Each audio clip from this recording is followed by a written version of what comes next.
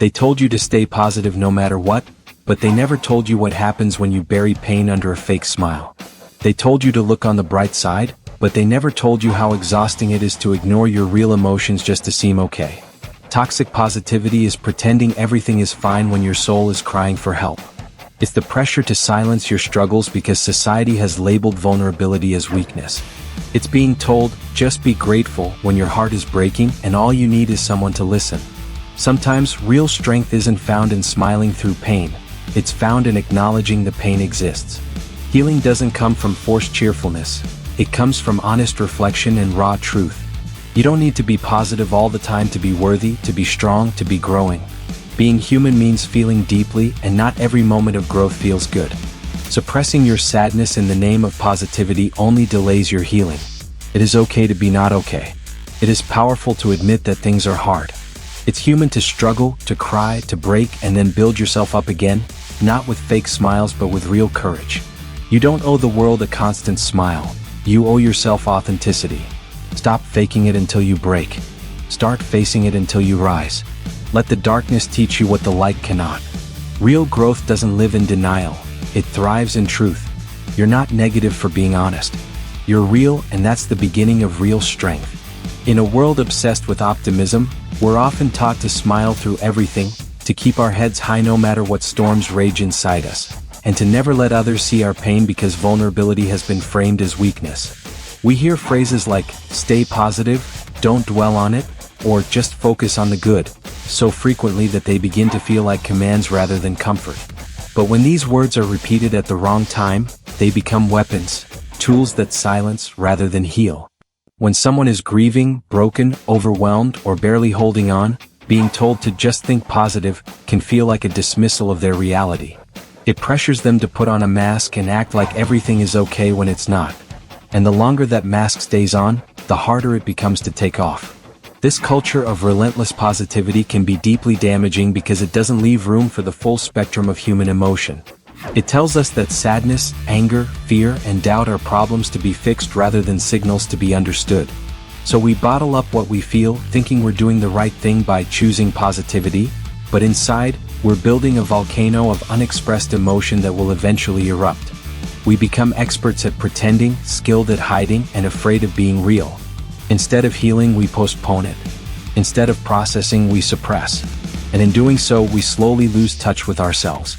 Positivity becomes a prison when it denies the truth of our experience. It's not positive to ignore pain, it's harmful. It's not healing to lie to yourself about how you feel, it's self-abandonment. When we force ourselves to be cheerful all the time, we don't become more resilient. We become more fragile because we've never allowed ourselves to feel the very things that would make us strong. True resilience is born not from pretending the darkness doesn't exist, but from walking through it with awareness, acceptance, and self-compassion.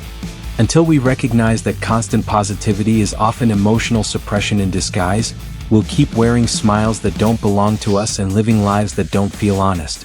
There's a subtle yet deeply damaging form of dismissal that hides beneath the surface of well-meaning phrases like, everything happens for a reason, or just stay grateful, and it's called toxic positivity. At first glance, these words might sound supportive, but when spoken to someone in deep emotional pain, they can feel like a wall instead of a bridge. Toxic positivity doesn't just encourage you to see the good. It demands that you ignore the bad. It invalidates struggle by pushing the idea that any negative emotion is a problem to be fixed, not a valid experience to be felt.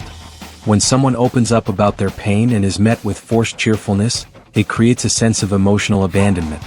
It sends the message that their truth is too uncomfortable to be heard, that their suffering must be quickly wrapped in pretty words so no one has to sit in the discomfort. But healing doesn't happen in spaces where pain is silenced. It happens in the raw, vulnerable, messy conversations where we feel seen and safe to be real. Being told to just focus on the positives in moments of despair doesn't uplift. It isolates. It tells the hurting person that their emotions are not only unwanted but also inappropriate. And so they retreat inward, questioning whether their pain is even valid, whether their wounds deserve space, whether their heart is being too loud. Over time, this kind of invalidation can lead to shame, emotional numbness, and even deeper wounds. People stop reaching out for help because they fear being judged for feeling anything other than gratitude or happiness. They start wearing emotional masks to avoid being shut down again. Toxic positivity may look kind on the surface, but it often protects the comfort of the speaker more than the well-being of the listener. It prioritizes quick fixes over deep understanding. It skips the part where healing actually begins, by acknowledging what hurts. We cannot truly support someone if we bypass their pain with positivity. Support means holding space, not filling it with noise. It means saying, "I see you, I hear you, and I'm here," instead of, "Cheer up, it could be worse." Because sometimes, the most powerful thing we can offer is not a silver lining, but the courage to sit with someone in their storm without needing to change the weather. In a world that constantly rewards smiles and optimism, it's easy to start believing that being cheerful is the only acceptable way to exist. But the truth is, authenticity matters more than appearance. Forced cheerfulness may win applause on the outside, but it can destroy peace on the inside. We are often taught to fake it until we make it, to smile through the struggle, and to keep showing up like everything's fine, even when we are falling apart behind the scenes. But what happens when the pretending becomes your identity? What happens when you've been smiling so long that you no longer know how to express what's real? This is the silent trap of performative positivity, the belief that being likable means being relentlessly upbeat, agreeable, and unbothered. But that version of you, the one who's always fine, always okay, always doing great, that version isn't real. And what's worse, the more you present that version to the world, the more isolated you become in your truth. Because no one can support a version of you that doesn't exist.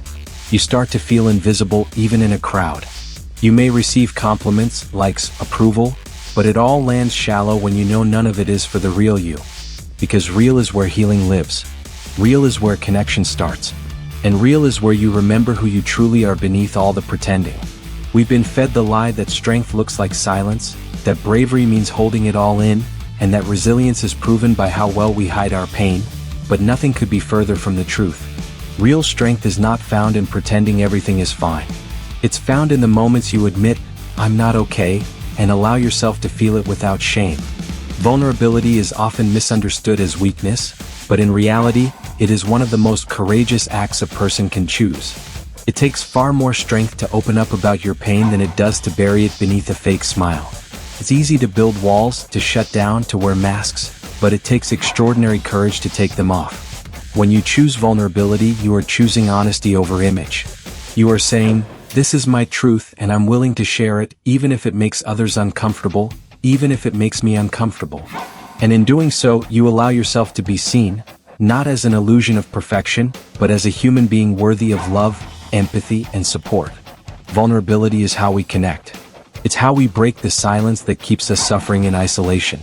It's how we invite others into our world and remind them that they're not alone in theirs. It doesn't mean collapsing into despair. It means acknowledging your reality with bravery, even if your voice trembles. It's standing in your truth without needing to sugarcoat it. It's being strong enough to say, "I'm struggling," without thinking it makes you less. True strength isn't in holding back your tears, it's in giving yourself permission to cry. It's in reaching out when you need help. It's in being honest about your limits. Because pretending you don't feel pain doesn't make you strong, it makes you numb. And numbness might protect you for a while, but it will never heal you. You don't become stronger by denying your wounds, you become stronger by tending to them with compassion. When you let yourself be vulnerable, you take back your power. You choose growth over denial. You choose depth over performance. You choose connection over isolation. And in that choice, you step into a version of strength that's far deeper, far more lasting, and far more human than the illusion of invincibility ever could be. There is a massive difference between using positivity as a tool for hope and using it as a shield to block out pain, and far too often people confuse the two. True positivity is not about pretending the pain doesn't exist. It's about facing it with the belief that healing is possible. It's about holding both hope and hurt in the same hand, not denying one to make space for the other. But when positivity is used to bypass pain, it becomes toxic. It becomes a subtle form of rejection of discomfort, of struggle, of the very emotions that make us human. When someone says, "Don't be sad, just think positive," they may believe they're helping, but what they're really doing is shutting down the other person's reality. And that shutdown sends a message. Your pain is too much, your emotions are inconvenient, your truth needs to be edited to make others feel better. That is not comfort. it is quiet dismissal wrapped in good intentions. Real support does not rush to change the subject or slap a smile over a scar. It stays. It listens. It holds space for the hurt without needing to erase it. Support doesn't say, "You'll be fine." It says, "I see you, I'm here, and your pain is valid." It understands that people don't always need advice. Sometimes they just need presence. And real positivity, the kind that heals rather than harms, doesn't erase emotion, it uplifts the person within the emotion. It doesn't demand a smile, it offers a hand.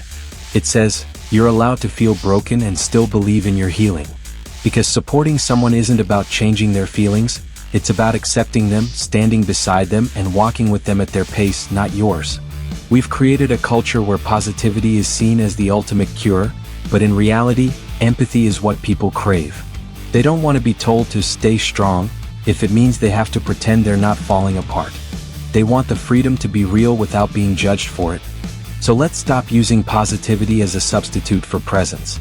Let's stop using hope as an excuse to silence hurt. Let's start recognizing that true encouragement doesn't reject pain. It embraces it, walks through it, and gently leads people out of it with compassion, not pressure. We live in a world that celebrates smiles, praises positivity, and often equates happiness with success. But this cultural obsession with constant happiness has created a dangerous myth, that your worth is tied to your mood. That if you're not radiating joy, you're somehow failing. That if you're going through a hard time, you must be doing life wrong. But the truth is, your emotional state is not a measure of your value. You don't have to be happy, upbeat, or optimistic every moment to be deserving of love, respect, compassion, or space. You don't need to perform cheerfulness to earn care. You don't need to wear a mask to be enough. You are worthy in your sadness. You are worthy in your anger. You are worthy in your numbness, your anxiety, your confusion. You are still whole, even when you feel broken. This world doesn't tell you that enough. Instead, it tells you to fix yourself, to smile more, to be grateful no matter what. It turns emotional pain into something to hide instead of something to honor. But honoring your emotions is not self-indulgent, it's self-respect. And knowing your worth even when you're hurting is one of the most powerful things you can do. You don't need to rush your healing just to make others comfortable. You don't need to pretend to be okay just to be seen. You are not less because you cry. You are not weak because you feel deeply. You are not broken because you have bad days, bad weeks, or bad seasons.